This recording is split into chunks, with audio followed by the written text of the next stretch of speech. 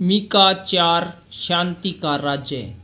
अंत के दिनों में ऐसा होगा कि यहोवा का भवन का पर्वत सब पर्वतों पर दृढ़ किया जाएगा और सब पहाड़ियों से ऊंचा अधिक ऊंचा किया जाएगा और हर जाति के लोग धारा के समान उसकी ओर चलेंगे और बहुत सी जातियों के लोग जाएंगे और आपस में कहेंगे, आओ हम यहोवा के पर्वत पर चढ़कर याकूब के परमेश्वर के भवन में जाएं।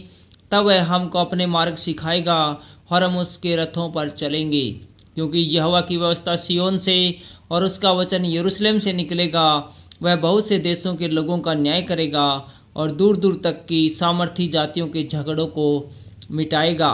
इसलिए वे अपनी तलवारें पीटकर हल्के फाल और अपने भालों से हंसिया बनाएंगे। तब एक जाति दूसरी जाति के विरुद्ध तलवार फिर न चलाएगी और लोग आगे को युद्ध विद्या न सीखेंगे, परंतु वे अपनी अपनी दाखलता और अंजीर के वृक्ष तले बैठा करेंगे और कोई उनको न डराएगा। सेनाओं के यहोवा ने यही वचन दिया है। सब राज्य के लोग तो अपने अपने देवता का नाम ले लेकर चलते हैं, परंतु हम लोग अपने परमेश्वर यहोवा का नाम लेकर सदा सर्वदा चलते रहेंगे। बंधुआई से इजराइल की वापसी। यहोवा की यह वाणी है, उस समय मैं प्रजा के लंगड़ों को और जबरन निकाले हुए को और जिनको मैंने दुख दिया है उन सब को इकट्ठे करूंगा और लंगड़ों को मैं बचा रखूंगा और दूर किए हुओं को एक सामर्थी जाति कर दूंगा और यहोवा उन पर सिय्योन पर्वत से सदा सदा राज्य करता रहेगा। हे एदर के गुम्मट, हे सिय्योन की पहाड़ी, पहली प्रभुता अर्थात यरूशलेम का राज्य तुझे मिलेगा। अब तू क्यों चिल्लाती है? क्या तुझ में कोई राजा नहीं रहा?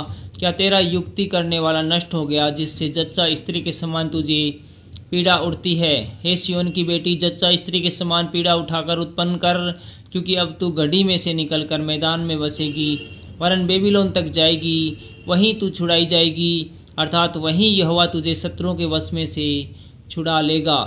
अब बहुत सी जातियां तेरे विरुद्ध इकट्ठी होकर तेरे विषय में कहेंगी, सिय्योन अपवित्र की जाए और हम अपनी प्रजा से उसको निहारे, परंतु वे यहोवा की कल्पना नहीं जानते, न उसकी युक्ति समझते हैं कि वह उन्हें ऐसा बटोर लेगा जैसे खलिहान में पूले बटोरे जाते हैं।